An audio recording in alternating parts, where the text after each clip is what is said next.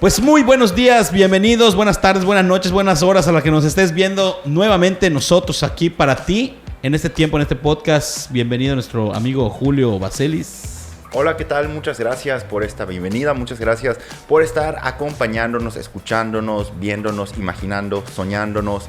Es muy grato para mí volverme a encontrar con esta maravillosa audiencia que crece día con día, programa tras programa. Pero ¿cómo estuvo ese soñando? ¿No?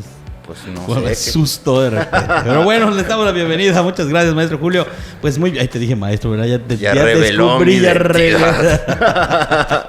Muy bien, Julio, muchísimas gracias. Y pues bueno, tenemos un invitado especial, una persona que sabe mucho del tema del que vamos a hablar hoy. Obviamente nuestro tema, ya saben, estamos entrando a esa área de nuestras fiestas de Día de Muertos y por ahí que celebramos en noviembre.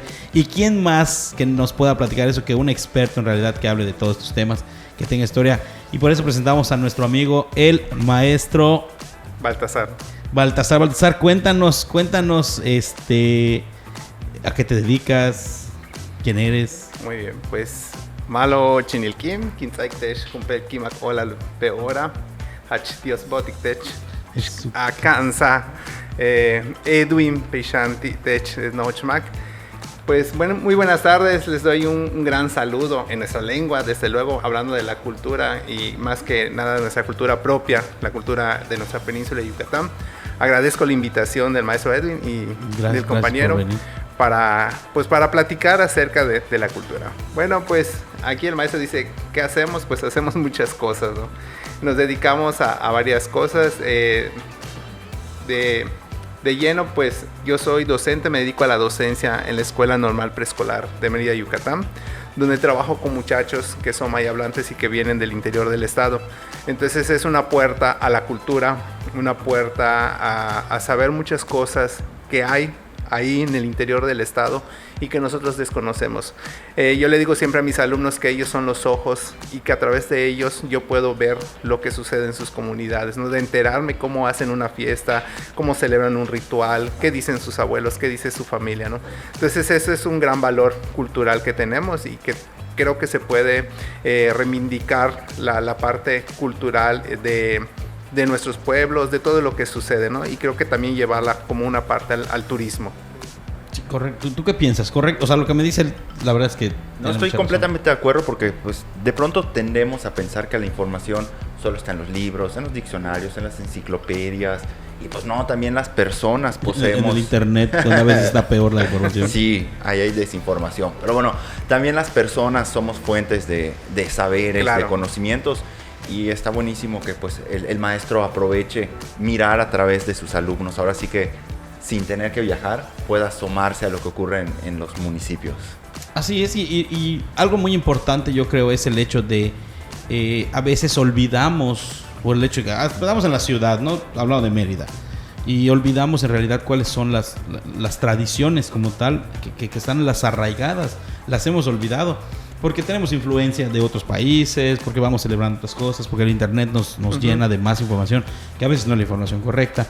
Pero bueno, tener de la mano directamente con las personas que viven pues, en el lugar donde está lo tradicional, y que existan personas, y digo como el maestro, que no permita que se pierda esa información y que no quede en el olvido, porque desafortunadamente con el paso del tiempo, la evolución que tenemos, con el tipo de vida que manejamos ahora, a veces nos olvidamos de eso, ¿no? ¿Tú qué piensas? ¿Tú qué dices?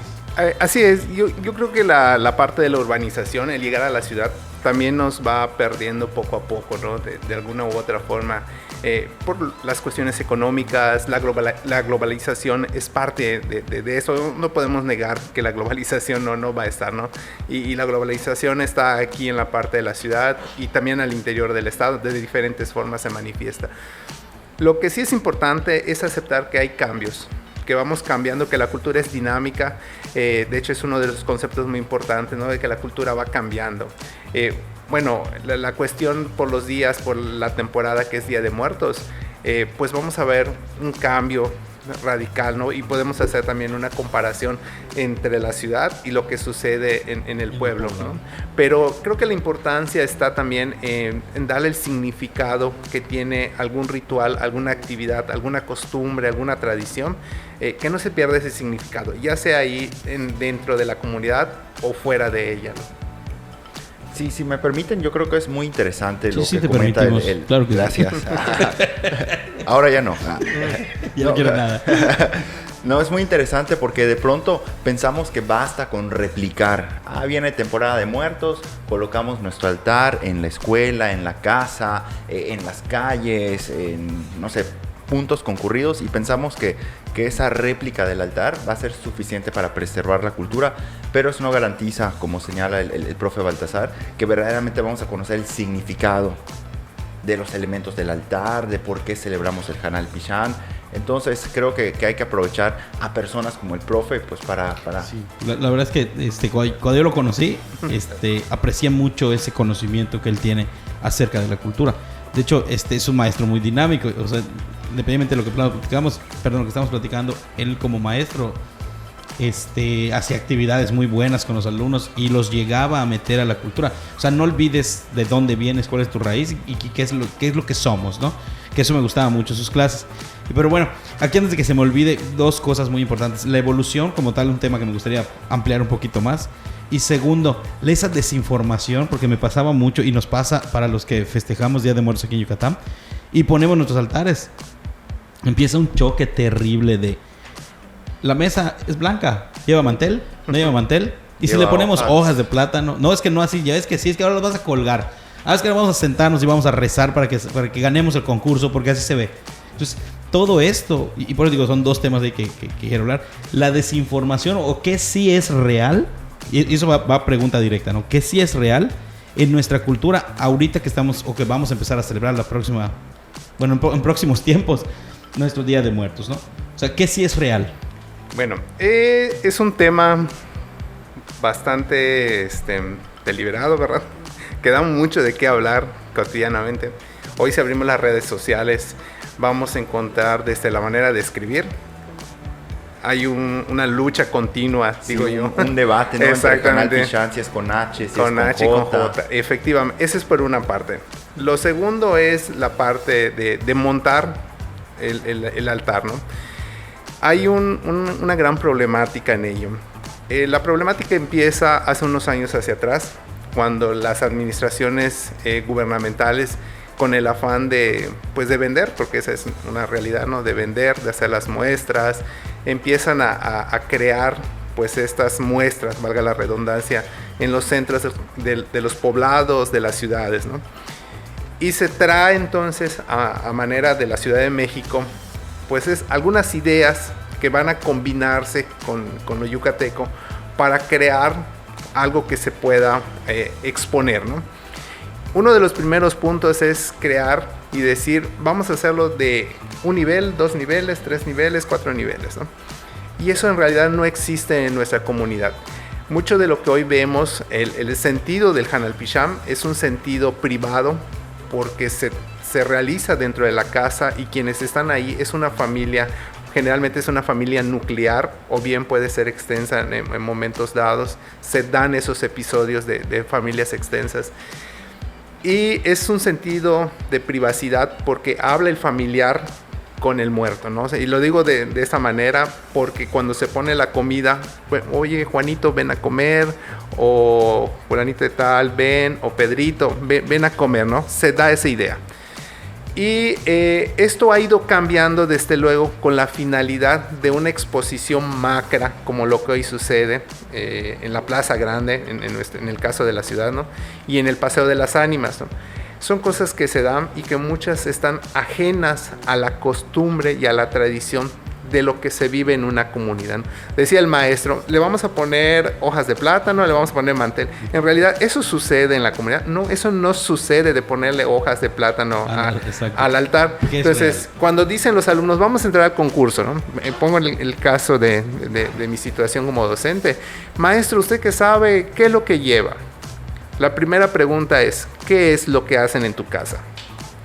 ponen 3 niveles, juntan esa, no, pasan y es una mesa, me dice una alumna, ¿no? Mi abuelita pega una mesa, le pone un mantel, le pone chocolate. Eso es lo que tenemos que representar. Lo que estamos viendo hoy en esas representaciones es la nostalgia, lo que quedó en el pasado, lo que ahí está escrito en los libros, lo que creemos que es, ¿no? Pero en realidad el Hanal Pishan no es así en nuestras comunidades. En nuestra comunidad es ponerle pues el chocolate, unas galletitas si hay o no hay. ¿no? Recuerdo que mi abuela, ella ponía el chocolate a las 4:30 de la mañana. Porque ella decía, es que mi papá, dice, a esa hora se iba a la milpa, dice. Entonces ella creía que a esa hora va a venir a comer el ánima, ¿no? El espíritu, ¿no? Que aquí viene algo importante, y perdón por interrumpir, ¿cuál es nuestra creencia en realidad de lo que es el Hanal Pishan? Que eso es donde tenemos que tener, o sea, los que nos están viendo y tienen una idea, a lo mejor hoy nos va a servir para pues tener esa verdadera idea, no una errónea como tal, de esa influencia que acaba de comentar el maestro, que lo traen de otros lados, como el centro del país del DF, y empiezan a poner calaveritas y pan de muerto, cosas que no son nuestras en realidad, y que sí celebramos el Día de los Muertos, pero lo celebramos de una manera completamente diferente, ¿no? Así es, y es la celebración del Hanal Pishan, bueno, el Día de Muertos en general, tiene una cuestión de lo privado, como repito, porque cada quien pone su altar, cada quien habla con su difunto, cada quien recuerda a ese difunto, ¿no? A diferencia, si lo comparamos, el sureste tiene esta particularidad, pero a diferencia del altiplano central, donde todavía es comunitario, donde va la gente a comer al cementerio, a llevarle música y conviven en un mismo plano todos, y ahí están los vecinos, se ven, se recuerdan, ¿no? Pero a diferencia de la península, es privado. O sea, nadie pone un altar exactamente en la puerta de su casa. O sea, todo es dentro, ¿no? Exactamente, todo es adentro. Entonces, hay muchas ideas, por eso decía que el significado es importante. A donde quiera que vayamos, debemos de llevar ese significado de lo que es una tradición, una costumbre de la cual yo vengo. Entonces, yo podría decir, y sáquenme de mi error si estoy mal, lo que debería de llevar un altar o el hecho de presentar un altar de Día de Muertos no es que lleve una línea o es que lleve como requisitos, ¿no? Un requisito como tal, sino es lo que yo quiero presentarle efectivamente al muerto, ¿no? Que en este caso nosotros tenemos la idea de que ellos vienen a visitarnos durante ese tiempo, que aquí voy a entrar luego con otro tema, pero sí otro punto, como es hablemos entonces del catolicismo y nuestras tradiciones, ¿no? Que bueno, más adelante yo creo que vamos a platicarlo. Ayer también en una entrevista me decía una maestra, ¿qué es lo que debe de llevar de ley un altar? Me decía así, como un canon, ¿no? Y yo le decía, maestra, cuando usted es invitada de una fiesta, ¿qué es lo que sucede? ¿Qué es lo que hace el anfitrión de la fiesta? No, pues me da lo mejor, me decía, me da comida, me da bebida, me dice, me atiende, me dice. Bueno, maestra, pues esa es la idea que debe de haber con los que vamos a recordar. Esto es punto importante, porque entonces ya sabemos qué es lo que debe haber un altar, no lo que dice la vecina, ¿no? Ajá, y le voy a poner ahí el machete, no sé qué. A lo mejor ni siquiera se dedicaba al machete, exactamente, ¿no? Entonces, eso es muy importante y le decía, bueno, si a mi pariente le gustaba, pues a lo mejor una bebida alcohólica, pues le voy a poner su bebida alcohólica, ¿no? Si le gustaba un vaso de agua, pues le pongo el vaso de agua. Las tradiciones también van cambiando, las ideas, las costumbres. Hoy es muy difícil encontrar a lo mejor en la ciudad, no sé, una jícara. Y eso no quiere decir que yo no lo ponga en una jícara, no quiere decir que no tenga un significado el alimento que estoy ofrendando, ¿no? Entonces esto van cambiando de acuerdo a los contextos, a los tiempos. La misma globalización nos va haciendo de esta manera. A lo mejor el que falleció en este periodo, en esta era del siglo XXI, dentro de 50 años, pues le van a poner a celular. Efectivamente, ¿no? O a lo mejor no le van a poner nada. Exactamente. O sea, puede ser que a lo mejor se pierda esa... Hablando de 50 años futuros, ¿no? Que a lo mejor no se haga. o se haga de una manera virtual. A lo mejor lo tengo en mi computadora, ya le puse ahí su altar porque así le gustaba. En el metaverso. En el metaverso. Hay que comprar mis tumbas. Exactamente. No, y crean, no es ficticio estas situaciones, ¿no? Las películas, mucho de las películas hablan de una realidad, ¿no? En filosofía se ve, hay una predisposición cuando se crean estas ideas que consideramos ficticias, a largo plazo se convierten en una realidad, ¿no? O sea, es tanto lo que se dice y se ve que sí se vuelve una realidad tal cual. ¿No? Y yo creo que ahí es donde viene entonces ese cambio, ¿no? Se empieza a usar a partir de ahí esa idea. Te veo que tienes muchas ideas y no las has dicho. A ver. Está cara de información. Y por ejemplo, ¿de dónde sale entonces esta idea de la Cruz Verde, del camino, del Sacbé? Bueno, primero nuestra cultura es un sincretismo, ¿no? Uh-huh. El sincretismo es esta unión de la religión católica, las costumbres españolas y las culturas prehispánicas, ¿no? Uh-huh. Entonces se ven reflejadas en muchos elementos. Desde luego el pi, como alimento, porque también hay una discusión ahí en el ese es otro punto. Es otro punto en si es el lugar donde se hornea o es el alimento, ¿no? Esta idea llegan, evidentemente van evolucionando a lo largo del tiempo. Por ejemplo, la Cruz Verde en un principio representaba el árbol sagrado de los mayas, que es el Yaxche, o la ceiba, ¿no? Por eso es verde, por eso se identifica ahí, porque para los mayas la ceiba representaba el centro del mundo y había un contacto entre la tierra, entre lo superior y lo inferior, ¿no?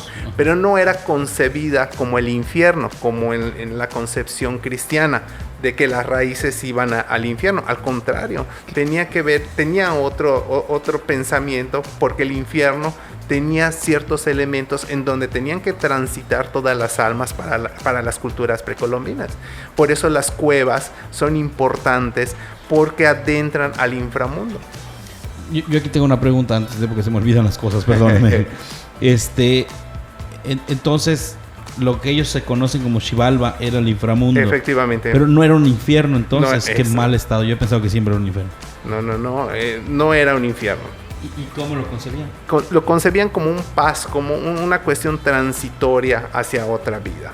Dependiendo de cómo habías actuado en la vida, ibas a ir a un lugar. Pudieras ir a las ramas de la ceiba o pudieras ir al Xibalba, ¿no? Al inframundo, como en la concepción. El término inframundo es un término español, ¿no? Entonces, de latín, ¿no? El Xibalba es el Xibalba. Exactamente. Ok.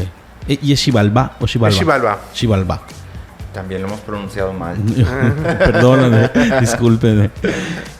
¿Quieres decir algo? No, sí puede continuar bueno, entonces la cuestión de la cruz, regresamos al pecado original de la Cruz Verde. Entonces ellos se encuentran, cuando llegan, se evangeliza, los frailes encuentran pues la similitud de que estos elementos que se cruzan pues representan a una cruz cristiana, ¿no? Entonces era lo más apegado y dicen, bueno, pues vamos a poner a Cristo y le vamos a poner los elementos, y dicen los indígenas, bueno, ya nos pusieron a estos elementos, pero como tiene el color verde y representa a nuestra ceiba, pues la seguimos, ¿no? Y por eso hasta 1858, durante la guerra de castas, que empieza en ese periodo y terminan hasta 1910 aproximadamente. Correcto. La cruz entre los mayas tiene un papel muy importante. Entonces existe hasta la leyenda, las crónicas, hay archivos que hablan de ello, de una cruz parlante, de una cruz que habla. Entonces, por eso hoy en muchas de las comunidades, si revisamos el calendario litúrgico, vamos a ver que el 3 de mayo pues tiene, que es día dedicado a la Santa Cruz, y en muchas comunidades pues tiene una gran importancia, ¿no? La Santa Cruz. Dios santo, cuánto conocimiento el día de hoy. Bueno, ¿vas a decir algo? Adelante. Sí, que nos hable sobre los demás elementos. Si estamos en un concurso, pensamos que sí o sí los tenemos que tener. Yo creo que mejor nos deja su teléfono cuando hagamos concurso, lo hablemos. Y que nos reprueben en este concurso. Yo quiero antes contratación. Aquí están mis honorarios. Aquí entonces es donde está el punto, antes de que prosigamos con esa parte. Aquí es donde está el punto entonces donde entra el catolicismo o vamos a hablar de la religión como tal, y se involucra. De hecho, esa parte a mí me gusta muchísimo. Cuando estudié turismo, pues vimos parte de esa historia, ¿no? O sea, cuando llegan los españoles, hablando de Mérida, no de la colonización que hubo en el centro del país. Cuando llegan los frailes, y entonces, después del acto de fe, que fue lo peor que pudo haber pasado, a mi punto de vista, ¿no? Entonces intentan reparar esa parte y a fuerza querían que se tenían que volver católicos, ¿no? Claro. Cristianos. Y entonces utilizaron todo esto, esas similitudes, y unieron lo que pensaban ellos con la parte con católica. La cosmogonía maya, ¿no? Y la unieron. Sí, desde luego, este sincretismo está en todo. O sea, no podemos negar que no somos, que somos solo mayas, que solo somos españoles. También hay una gran lucha en estas identidades, que tiene que ver también con una identidad, ¿no? Pero no podemos negar que por nuestro ser existe tanto lo español como lo maya, ¿no? O sea, la manera de hablar no la podemos negar. Definitivamente. Aporreado, ¿no? Exactamente. Y desde luego algunas acciones, nuestro vocabulario en español, pues evidentemente es latín, ¿no? Entonces, de origen latín. Antropología y todo tiene que ver con los dos. ¿No? Ahora, ¿qué sucede dentro de estas conversiones, no? Evidentemente el auto de fe de Maní, que es un caso de exterminio, voy a ponerlo entre comillas. Como historiador no podemos ser subjetivos, ¿no? Ajá. Y dar calificativos. Estas acciones, pues evidentemente quieren, pues luego, pues volver, ¿no? Como a decir, bueno, ya les dimos en la torre, ¿no? Ya los dañamos. Exactamente, ya los dañamos y vamos a recompensar, ¿no? Entonces, a través de muchas acciones empiezan como a aceptar que haya esta unión de las tradiciones mayas y las españolas. Por eso vemos muchos elementos incursionados en algunas ceremonias mayas, y está la cruz, ¿no? Porque se permite en algún momento dado. De hecho, hasta en la Revolución Mexicana, muchas de la gente en el centro del país seguía las imágenes religiosas, pero no las seguía porque representaban una imagen religiosa, sino porque dentro de esas imágenes religiosas estaban elementos prehispánicos. Por ejemplo, como eran huecas las imágenes, les colocaban, no sé, la imagen de un dios de la lluvia, de un Tlaloc, ¿no? Por ejemplo. Entonces, lo mismo sucede en el área de Mesoamérica, con todas las culturas precolombinas, ¿no? Van buscando estas maneras de evangelizar y bueno, se dan, se aceptan, se logran estabilizar, y hasta que, bueno, pues llegan y van cambiando como hoy las conocemos. ¿Viste? Mucha información, sí. Sí, de hecho, eso si lo vemos nosotros aquí en Mérida y prestamos atención de repente a las mismas iglesias, nosotros en la catedral podemos observar que en la torre norte, pues en la parte de arriba hay como un friso donde tienen plasmado a Kukulcán, o sea, la serpiente alrededor de, es la única parte que se ve. Y sí recuerdo que en parte de la historia que llegué a estudiar, sí decían eso, o sea, de repente los españoles o los católicos ya decían, oye, ¿por qué se volvieron tan cristianos de repente? Porque dentro de esas imágenes estaban sus dioses, o sea, lo que tú dices, metían a sus dioses y hacían claro, lo seguían. Utilizaban elementos que estaban dentro de la cosmovisión maya y que, bueno, también las utilizaba la religión católica para evangelizar, y bueno, que estaban dentro y propiamente dentro de las concepciones religiosas cristianas, ¿no? Por ejemplo, la luna juega un papel importante dentro de las comunidades indígenas hasta hoy en día, ¿no? Como el sol, la luna y muchos otros elementos. Entonces, la luna representaba una diosa dentro de la cultura precolombina, exactamente. Es en el caso de la pronunciación, que es Mamaú, que es la madre luna. Pero ese elemento lo vemos incursionado, por ejemplo, dentro de la iconografía religiosa mariana. En la Virgen María. Exactamente, en la Virgen María. Entonces, al asociarlo, los indígenas dicen, bueno, pues es lo mismo, es una mujer, entonces tenemos que seguirla igual, y por esto hay este camino de seguimiento. Y por eso hoy en día vemos esos elementos dentro de las costumbres y las creencias mayas, ¿no? Como se llaman comúnmente.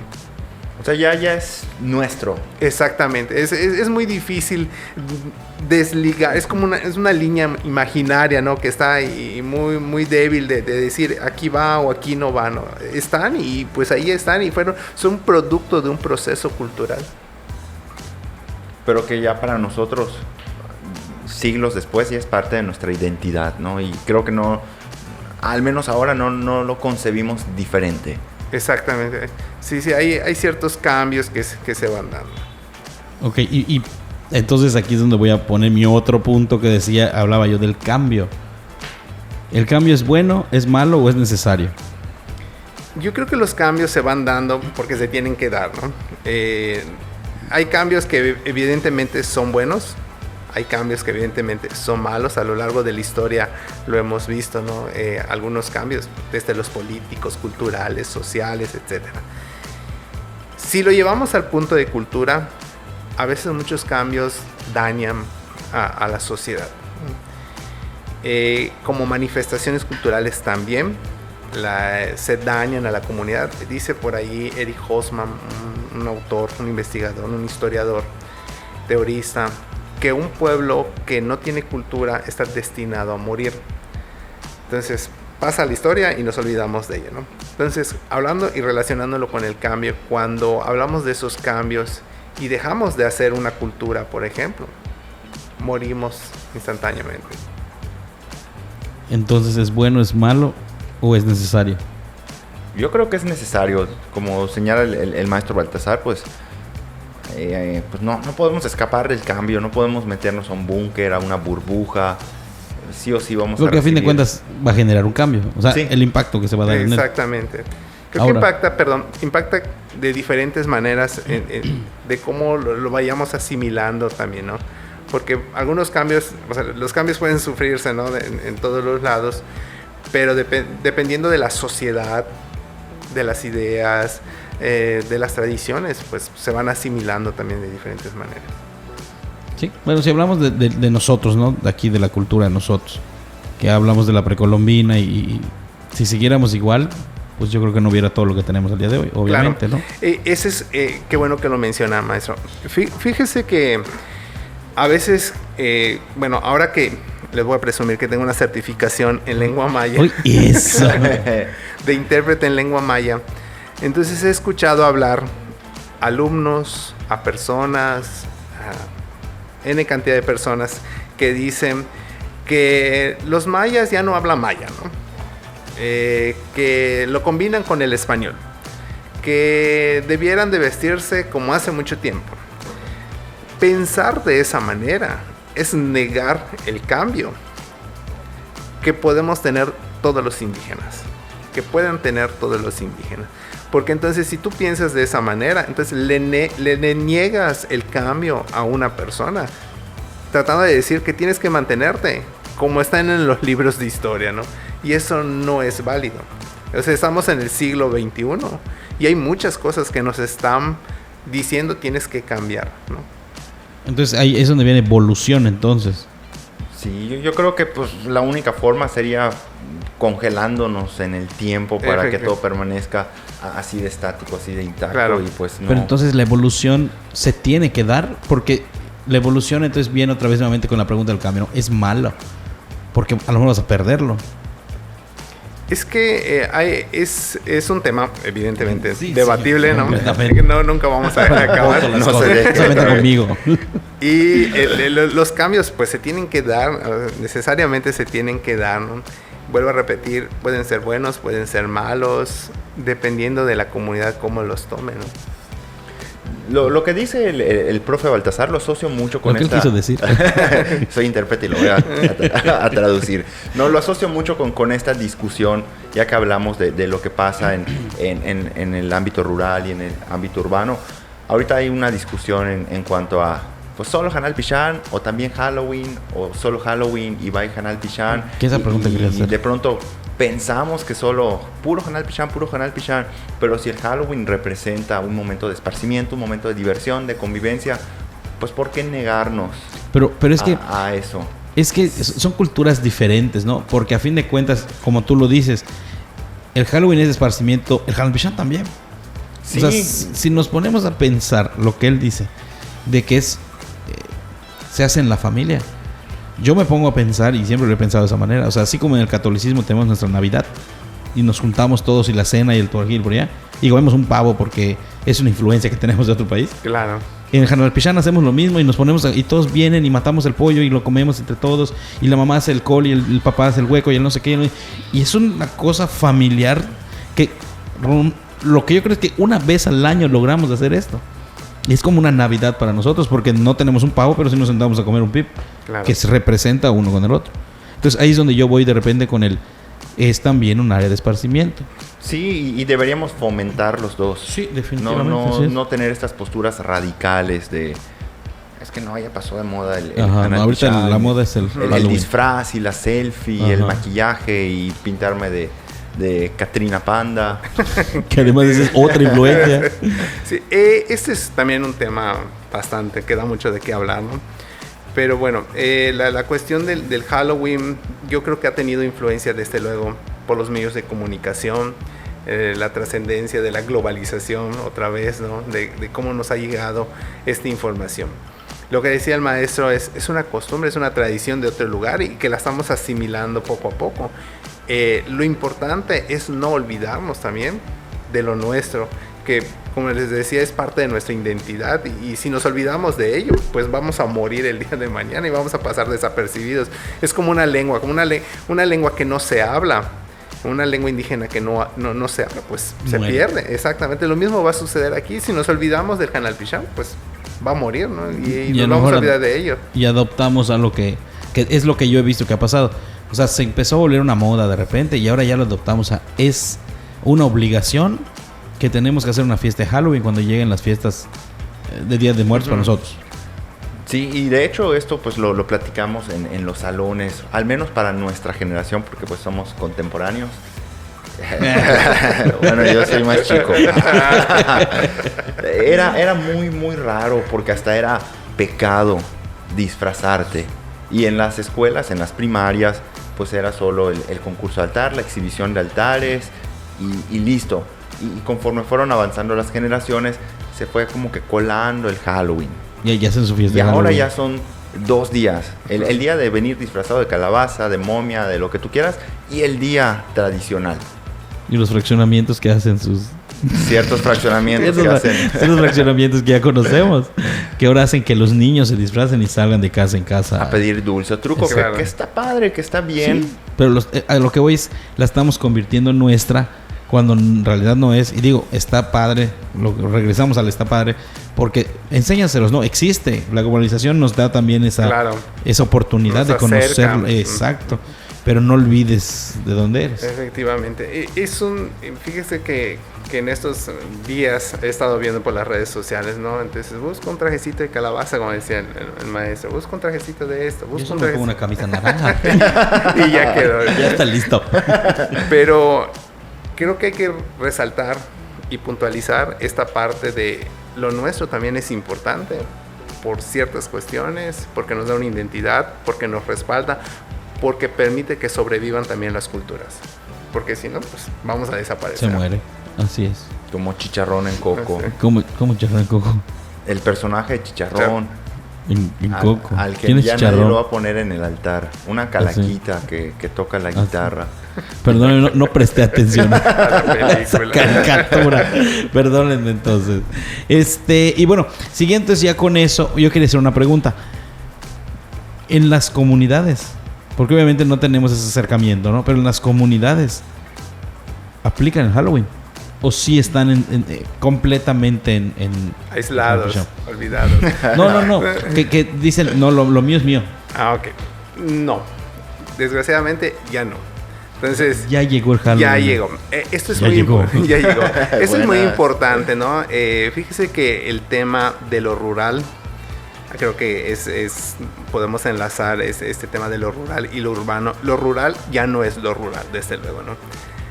Ya hay que reconceptualizar el término, de dejar de pensar que lo rural era lo alejado, de que no tenía sentidos de comunicación, que era muy difícil acceder. Eso ya no existe. En las comunidades ya tienen acceso a la información y desde luego les ha llegado la información del Halloween. Le decía justamente ayer hubo una actividad en la escuela del Halloween y habían alumnos de las comunidades mayablantes, comunidades que siguen así muy al pie sus tradiciones. Yo le decía a una alumna, llega hacia tu pueblo pintada, le decía. No, maestro, me van a sacar, me dice. Pero pintada así de calavera. O sea, de calaverita, o sea, disfrazada, ¿no? Ajá. O sea, llega así, le digo. Porque en la comunidad en algunas, no todas, en algunas es como muy riguroso todavía este día, ¿no? Los días de muerto. En la zona del Camino Real, Mérida, Campeche, en algunas comunidades de Campeche, de Calquiní, las señoras todavía piensan que para esta época no se puede bordar. Porque creen que al pasar la aguja van a amarrar el ánima, ¿no? el alma de una persona. Entonces ellas dejan de bordar por este tiempo. Pero es innegable decir, no he llegado. Sí, ya llegó. Hacen sus bailes, hacen sus fiestas, se disfrazan, hacen sus comidas, etcétera, ¿no? Disfrutan también ese día, pero también revaloran la parte de ellos. No lo dejan morir. Exactamente. Sí tiene su importancia. Sí. Que esto es muy... Ahí deberíamos aspirar. Así es. Así es, disfrutar las dos festividades, las dos celebraciones. Y más que nada, yo creo que la palabra sería respetar, ¿no? Porque, digo, todavía hay gente que creemos...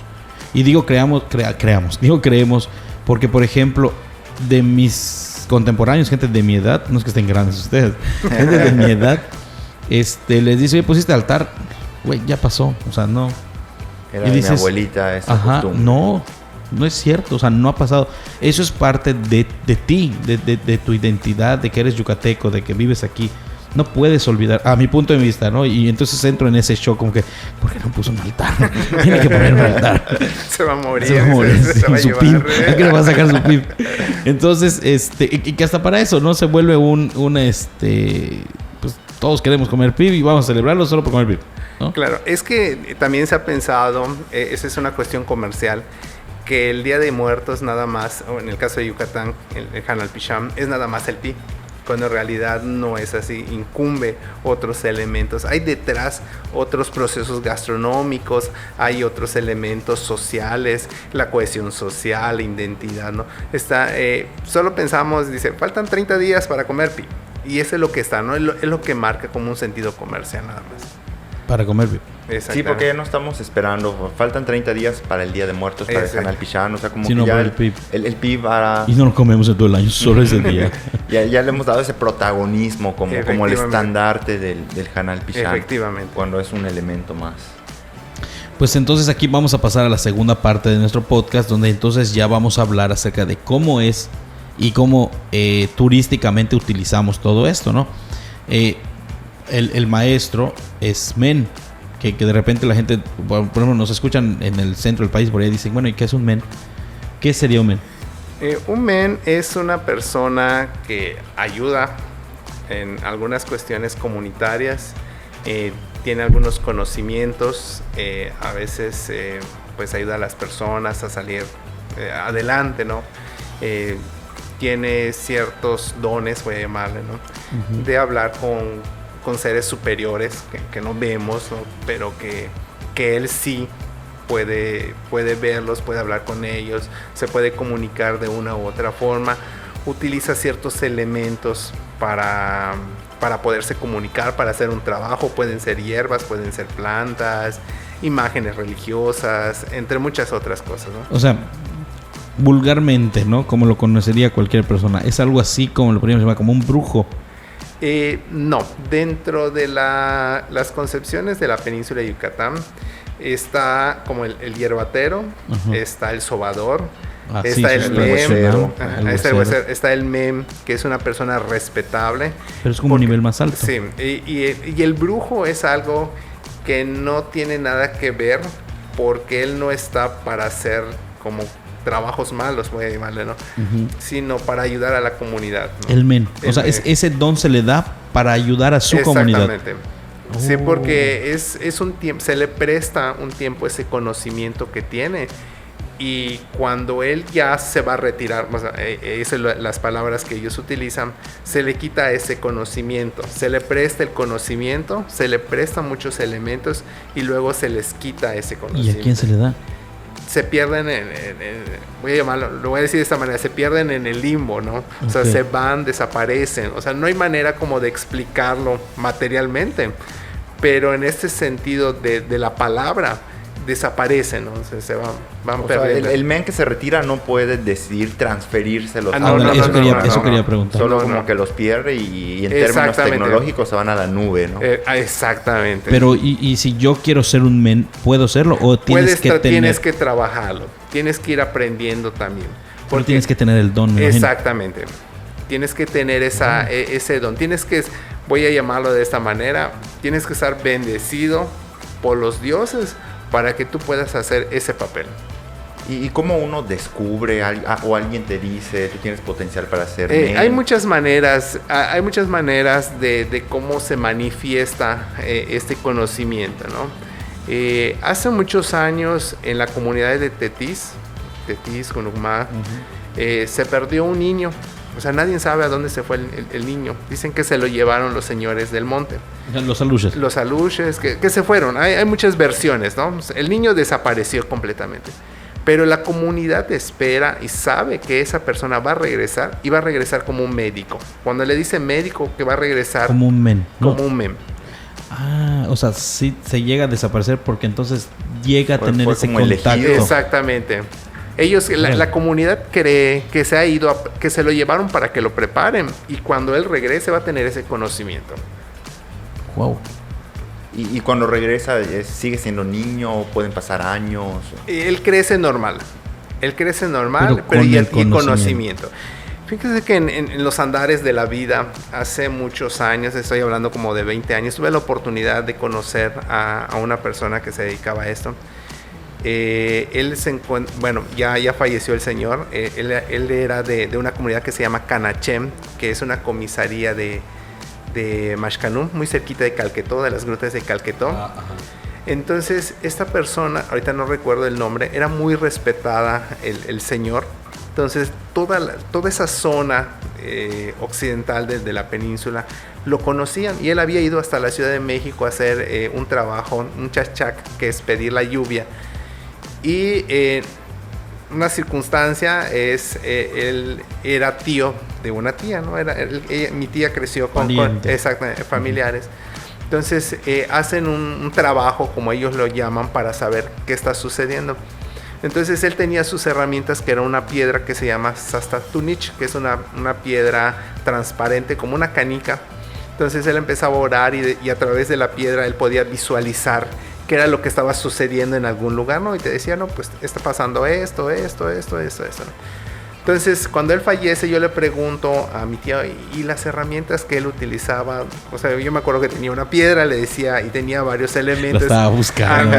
¿Qué pasa? Me dice, desaparecieron. Me dice, antes que él fallezca, me dice, esos elementos se van, se pierden, me dice, se van al monte. Ese es el término que ellos utilizan, ¿no? Entonces, ese conocimiento regresa otra vez a la naturaleza. A la naturaleza, exactamente, propiamente. Para dárselo a otro. Efectivamente. Entonces, esto es una cuestión que tiene que ver, que está relacionado, mucho del conocimiento en maya está relacionado con la naturaleza, que por eso las culturas indígenas, no solamente la maya, sino todas las culturas en general, respetan mucho la naturaleza porque saben que hay una convivencia entre lo que les da y lo que ellos reciben y cómo también van a aportar, ¿no? Oye, pero entonces aquí, digo, se va a ampliar, oye, el podcast por lo que veo. Hablabas tengo una duda, la verdad es duda personal. ¿Pueden haber dos men en el mismo poblado? O sea, es decir, puede haber un men ya grande que a lo mejor esté instituyendo a otro. No puede haber. Generalmente cada comunidad tenía una persona, o cada determinada región tenía un men, que ayudaba a esa población. Que el men sí podía tener sus ayudantes, sí. Eran familiares que conocían ciertos elementos, pero había momentos en el que el men se quedaba solo y él trabajaba solo. Porque ellos no tienen a lo mejor el don, ¿no? Exactamente. Solo se les enseña cómo hacerlo. O son una interferencia porque la comunicación era cara a cara, vamos a llamarle, ¿no? En una experiencia, en una comunidad, ahorita no recuerdo el nombre de la hacienda, pero se encuentra en el municipio de Teabo. En esa haciendita había, bueno, una noria, y en la noria estaba una veleta, ¿no? Que sacaba el agua. Entonces el men, me decía un amigo, me dice, no te acerques, me dice, porque el men está trabajando, puedes cargar el aire, me dice. Y efectivamente, entonces le tiran comida al pozo para que no se seque, hacen una ceremonia para que el pozo no se seque. Y enseguidita que cae la comida y empieza a borbotear el agua. Y enseguida empieza a girar la veleta y a sacar agua, ¿no? Entonces decía el señor, el men, que la comida había sido aceptada, ¿no?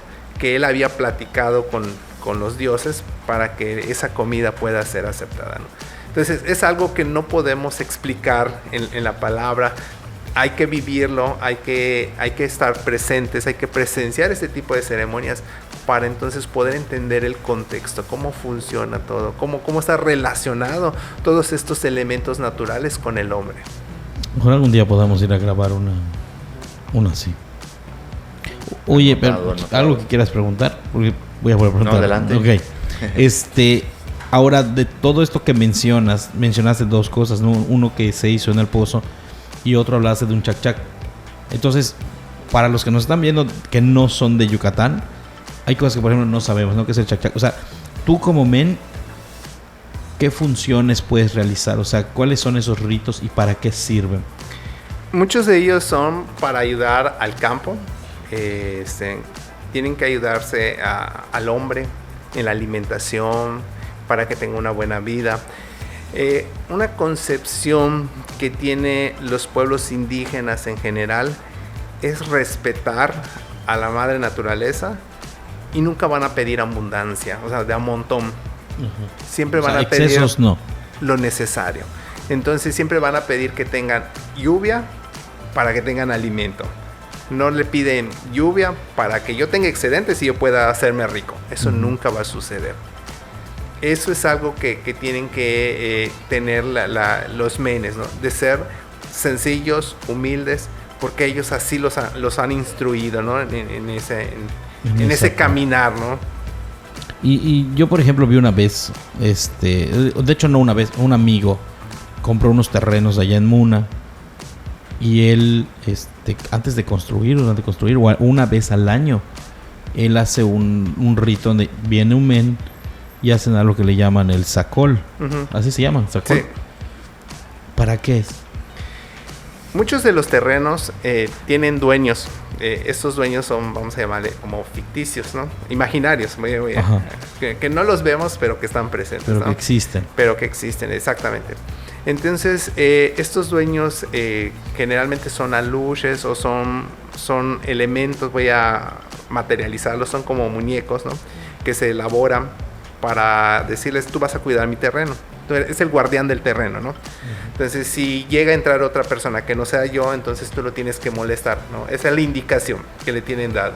O sea, que no se quede, que se vaya. Efectivamente. Entonces, para poder, para que la luz, ese guardián efectivamente pueda hacer su trabajo, pues lo tengo que alimentar.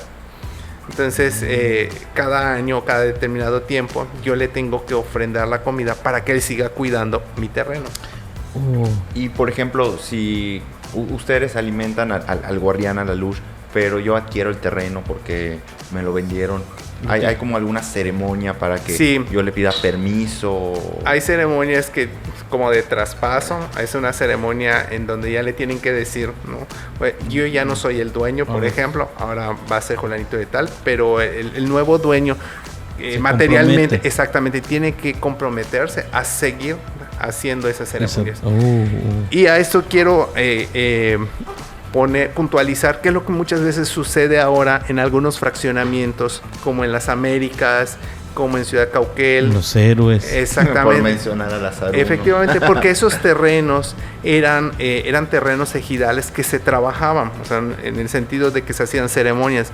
Se olvidan, pasan el tiempo, se retoman actualmente como un espacio de vivienda, y por eso mucha gente dice, es que vi pasar a un personaje, es que se mueve tal cosa, ¿no? Pero porque esos guardianes están ahí y requieren de esa alimentación. Y ya no se les da. Y ya, efectivamente, ya no se les da. Es como alguien que molestemos en su casa, ¿no? ¿Qué va a pasar? Pues los vamos a fastidiar también, ¿no? O sea, para ellos somos intrusos, ¿no? Exactamente, ¿no? Entonces lo que pasa en la carretera de Cancún, donde está el aeropuerto, donde estaban los... Sí es verdad, entonces. Exactamente. Y se han dado muchos casos, ¿no? Cuando se iba a montar el escenario para Pavarotti en Chichén Itzá, se cayó. Se cae, ¿no? Se cayó dos veces. No son casualidades de la vida, son hechos que se dan porque hay un porqué. Y sí se hicieron Sí se pidió permiso. Sí, tienen que hacerse los permisos. Y eso sucede mucho cuando se trabajan en las zonas arqueológicas. Los arqueólogos muchos de los arqueólogos han manifestado que han sido molestados o escuchan por la noche que algo se mueve, que se les pierden sus materiales, etcétera, ¿no? Entonces eso tiene que ver, hay que tener un profundo respeto por esto. Sí, coincido. ¿Algo quieres preguntar? No. Estoy escuchando. Voy a volver a preguntar. Hoy estoy te preguntando. La verdad me gustan mucho estos temas, ¿no? Y tú desde esa perspectiva que tienes, desde ese don que tienes, para nuestra cultura, para lo que nosotros celebramos el Día de Muertos, ¿sí es verdad? O sea, sí es cierto, las ánimas vienen, ¿sí hay esa manifestación? ¿O solamente es una creencia que tenemos cultural? Cuando hablamos de creencia, es porque decimos que está, ¿no? Que creemos en ello. Si no, pues no utilizaríamos la palabra creencia desde luego, ¿no? Yo creo que esto lo determina propiamente la comunidad.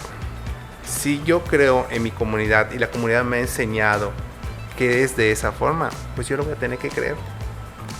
Si yo llego a la ciudad y me dicen eso no es cierto, pues yo ya no lo voy a creer. Decía un maestro dentro de la formación como historiador, que cuando aparecieron los sistemas de riego, se dejaron de necesitar las ceremonias para la lluvia, porque pues ya teníamos agua.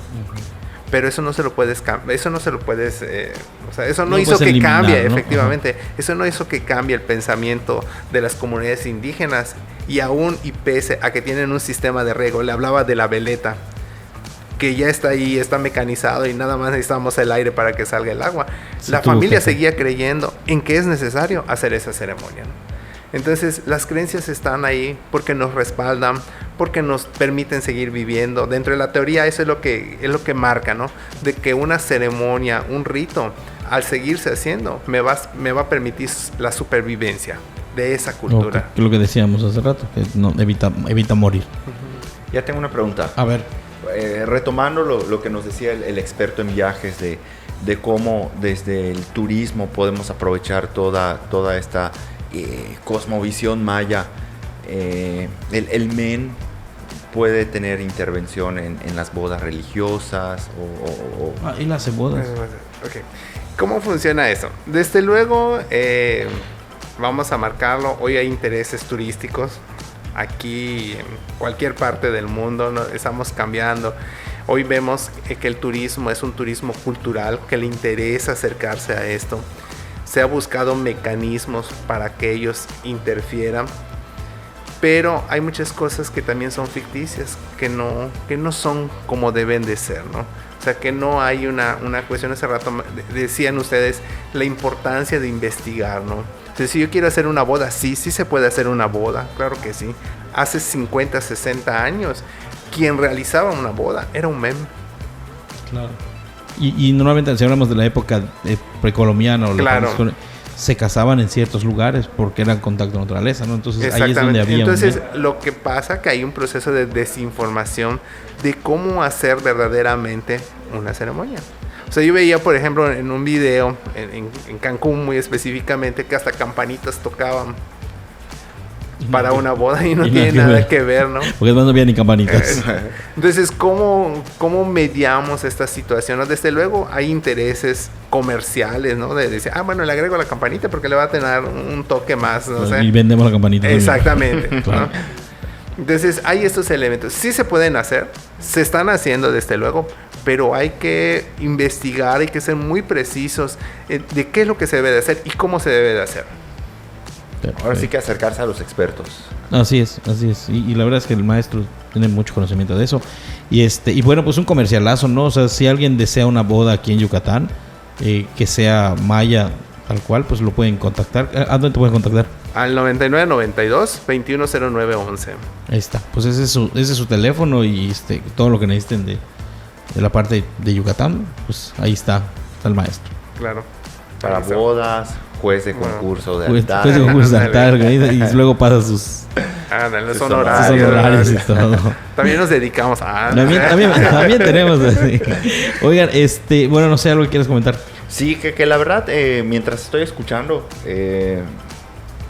pues estoy entre asombrado y sobre todo, yo creo que la palabra que ahorita puedo decir es aliviado en cuanto a lo que se decía al inicio del programa del altar. Que por muy austero que me pueda parecer, debo verlo por el valor sentimental, por el valor de la nostalgia, por el valor de reencontrarme con ese ser querido y no dejarnos llevar por lo que se dice, ¿no? Sí. Que hay que saturarlo. No. Desde luego, esas ideas de ponerle mucha comida era porque hace 30, 40 años las familias eran numerosas, ¿verdad? Y en un altar pues se cubría toda esa necesidad de darle de comer a 20, 30 personas porque así eran las familias. Pero hoy las familias son muy pequeñitas, no son 2, 3 a lo mejor. O si vives solo, ¿cómo? Así es. O tus perritos, tú tienes perritos. Sí. No puedes saltar. Sí. Voy a comer pip. Y entonces, retomando no es broma, porque hoy ya hay altares, o sea, se hacen concursos. Yo me río porque Pepe y Ley tienen como 600 perros en su casa. Tienen su altar. Su altar para sus perritos. ¿Qué ibas a preguntar? Qué importante es que los prestadores de servicios turísticos se acerquen a estas fuentes fidedignas de información, porque si lo vemos solo como un atractivo, como algo que pues va a atraer al cliente o va a representar una fotito, una publicación en las redes sociales, pues creo que no lo estamos valorando, no lo estamos aprovechando al 100%.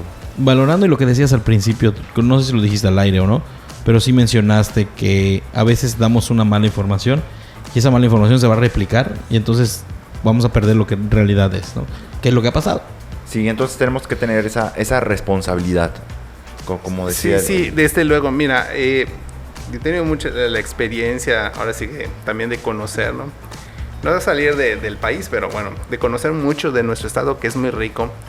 Y recuerdo una ocasión en Chichén Itzá, porque la piedra caliza, evidentemente esto tiene que ver con nuestra historia prehistórica, de que emergemos del agua, ¿no? Uh-huh. Entonces, en una piedra había una concha incrustada, ¿no? Una piedra caliza. Y es muy común verlo, ¿no? Es muy común porque eso... Incluso en las grutas hay. Efectivamente, porque eso da testimonio de dónde venimos, ¿no? Uh-huh. Y le decía el guía de turistas que era único, le decía al turista, ¿no? Es único, le dice, cómpralo, llévatelo, dice. Y le pregunta, le dice, ¿cuánto vale? Le da el precio, ¿no? Y un precio carísimo. Sí, y le dice, y además le dice, es de aquí de Chichén, los mayas lo hicieron, le dice. Y yo, tú chispas, ¿no? Entonces era como para meterle un balazo al guía de turistas. No podemos escuchar eso, ¿eh?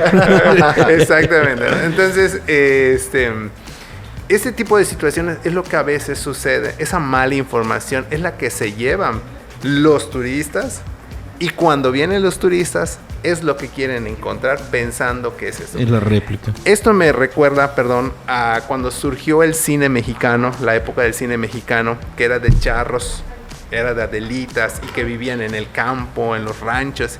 Cuando cuando el turismo en México empieza a desplegarse en esos años, los 50, los 60 del siglo pasado, los turistas querían ver a un charro.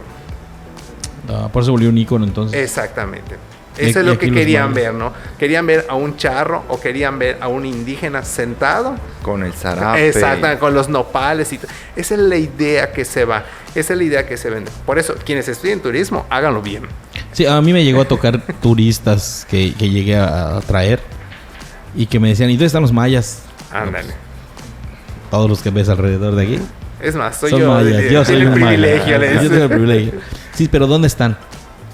pues están acá. No. ¿Dónde están los que tienen taparrabo y tienen sus lanzas? Dije, espérate, ¿en qué época estamos, no? Eso fue así. Después, mucho antes de los españoles, ¿no? Ahora los mayas son los que ves aquí. Hay mayas modernos y los quieres ver que visten normal. Y hay mayas que cuidan esa tradición todavía. Bueno, no normal porque no la palabra es aplicada, ¿no? Pero ellos visten todavía como en la época de los mayas. Tal cual, ¿no? El pantaloncito, la camisa blanca. Tienen el cotim. ¿Cotim se llama? Sí, el mandil. Ándale, el mandil, exacto. Uh-huh. Cosas como esas, ¿no? Que ya no los ves muy común, pero que todavía existe gente que sí lo tiene. Sí, entonces esto es parte importante, ¿no? De ese conocimiento que mencionaba el compañero. De ir, acercarnos, de investigar, ¿no? Y eso sucede, ¿no? Y yo sé que aquí con el maestro eso no va a suceder. Ya se lo ríe. Es un compromiso. No va a suceder. No va a suceder. Pero hay este tipo de situaciones, ¿no? De desinformación, y esa es la que muchas veces nos llevamos, ¿no? Y si hablamos del Hanalpishán, cree el turismo que el Hanalpishán es el paseo de las ánimas, que es pintarse la carita, que es... No, eso no es el Hanalpishán. Así es algo creado, pues, no sé si afortunado o desafortunadamente para el mismo turismo, para que sea más atractivo y la gente pues venga y conozca. Que digo, a fin de cuentas es una forma de vender la cultura, sí. ¿No? Y bueno, y antes de irnos, porque ya llegó nuestro tiempo, ¿qué tan cierto es el mito o la leyenda de que en Día de Muertos, si tú estás a las 12 de la noche en la calle, pasa una peregrinación y te entrega una vela que se convierte en hueso y te mueres al día siguiente? Eso lo creemos aquí en Yucatán, ¿eh? Eso es verdad. Antes, a las 12 de la noche, que quiero pensar de repente, así como lo hicieron los españoles con el cura sin cabeza que bajaba y era para traficar gente. Quiero pensar que a lo mejor por eso lo hicieron. Pero sí es verdad, ¿no es verdad? Bueno, al final es una leyenda, ¿no? Y sabemos que también las leyendas tienen su origen de la realidad. Entonces no dudemos que eso suceda. Hay muchas historias detrás de todo esto. De este paseo de las ánimas, efectivamente. Personas que ahí habían fallecido y regresan. Yo creo que esa idea lo tiene en sentido comunitario, ¿no? La comunidad, vuelvo a lo mismo de respetar. Si mi comunidad cree que es esto, pues lo tengo que respetar, ¿no? O sea, hay comunidades que respetan hacia el pie de la letra este momento y dicen, pues ya son las 11, vamos a dormir, vamos a cerrar, o son las 11, voy a prenderle la vela porque ya están viniendo las ánimas, ¿no? Entonces, y la limpieza de la casa es importante. Eso es muy, muy importante. A propósito de esto que menciona, hace muchos años en Izamal, y se ha replicado en muchos lugares, ¿no? Falleció una muchacha, una vecina, ¿no? La muchacha se ahorca. Y luego el siguiente año dice la gente, como ahí todavía se utilizan los coches de caballo, decía la gente que en el último camión se bajaba esa muchacha y se subía al coche de caballo. Estoy hablando de hace como 20 años aproximadamente. Entonces, el medio de transporte para irse del centro a sus casas, pues era el coche de caballo, ¿no? Entonces, que le dicen al cochero, llévame a tal colonia. Entonces le da un billete y le dice, pero es que no tengo cambio. Le dice, bueno, no te preocupes, me lo traes mañana, ¿no? Entonces el cochero regresa el siguiente día a dar el cambio y le dicen, oiga, señor, aquí entró una muchacha. Le dicen, me dijo que yo le trajera el cambio porque yo no tenía. Entonces, pero ¿cómo es la muchacha? Le empiezan a preguntar, ¿no? Pues es así. Pues ¿sabe qué? La muchacha tiene tanto tiempo de fallecida, ¿no? ¿Cómo va a ser? Sí, dice, ya falleció la muchacha, ¿no? Entonces esto se daba continuamente, ¿no? Y hay creencias de por qué dentro de los rituales de la muerte, el alma de la persona no fue levantada de donde se suicidó, ¿no? Entonces seguía allá, entonces la muchacha era lo que venía a buscar, y hasta que le hacen todo este ritual entre rosarios, implicaba otros elementos, la muchacha ya puede descansar en paz, ¿no? O sea, como que se queda atascada en este plano, en esta realidad. Exactamente, ¿no? Entonces, esto que yo le estoy diciendo ahorita, a lo mejor para la ciudad dice, ay, no es cierto, ¿no? Vamos a ir, es más, ese día vamos a ir al baile, ¿no? Pero, pues dentro de esos elementos podemos encontrar muchas cosas. Yo creo que en este plano convivimos todos. Es un plano multi, ¿no? Entonces, donde están los vivos, están los muertos. Yo creo que hay que tenerle más miedo a los vivos que a los muertos, desde luego, ¿no? Y convivimos ahí, ¿no? Entonces, nosotros creemos algo que tiene la comunidad maya es que a través también de los sueños se dan esas visitas de esos parientes que ya se adelantaron, ¿no? Entonces yo puedo soñar, o sea, alguien pudiera soñar y decir, no, pues es que yo soñé que vino mi mamá y que me dijo que tenía hambre. Entonces ellos dicen, bueno, pues yo le voy a preparar comida a mi mamá porque va a venirme a visitar y tiene hambre. O soñé que mi abuelita estaba lavando, dice, ¿no? Entonces, porque creen que es así, porque ellos saben que vienen sus familiares a visitarlos, ¿no? Sí, pues sí. Que a lo mejor nunca nos vamos. Puede ser, quién sabe. No digo, hay tantas creencias de acuerdo a la cultura, de acuerdo a la religión. Exacto. Entonces, pues yo creo que ya con esto cerramos. Y bueno, podríamos pasar otra hora hablando de esto y no vamos a acabar porque de acuerdo a nuestra cultura hay tantos ritos que todavía se hacen familiar como yo me acuerdo que mi abuela decía, a las 10 de la mañana la casa ya tiene que estar limpia, los animales ya tienen que estar guardados, tu ropa ya tiene que estar así. Los niños tenían un hilito negro que para evitar que se lleven el alma, los bebés les ponían, yo me acuerdo que a mí me lo hacía mi mamá, o sea, mi mamá me dice que así lo hacía. Me ponían mi hamaca y me ponían dos coas en forma de cruz para que no se lleven mi alma, porque hay un pájaro que se lleva el alma o algo así. Y luego, pues tenemos que lavar los trastes, si no el muerto va a venir a lavar tus trastes o va a salir el no cochino. Puede haber ropa sucia. Ajá. Digo, estamos hablando de hace muchos años que se ha perdido esa parte. Y pues bueno, les digo, podríamos estar una hora hablando de eso, de todo lo que conocemos como Yucatán, que sería bueno hacer de repente un tema de eso, porque hay cosas que ya se han perdido y que sería bueno volver a platicarlas. Y pues bueno, ya saben, yo soy Edwin Villalobos, tu agente de viajes. Yo soy Julio Baceli, su aprendiz de viajes. Y José Baltasar. El maestro Baltasar. Y la verdad agradecemos mucho de verdad toda esta información, esta aportación, el tiempo que nos dedicaste, a todos los que estamos viendo. Pues muchísimas gracias por venir. Y pues esperamos que les guste el podcast, esperamos que lo compartan por ahí, que se suscriban al canal. Muchísimas gracias. No olviden que todo esto es gracias a nuestros compañeros de Pilot que hacen completamente que esto se vea como se ve, que tenga la calidad que tiene. Ya sabes, cuando necesites por ahí video, audio, todo los puedes contactar. Así que muchísimas gracias a los dos. Nos vemos la próxima. Hasta pronto.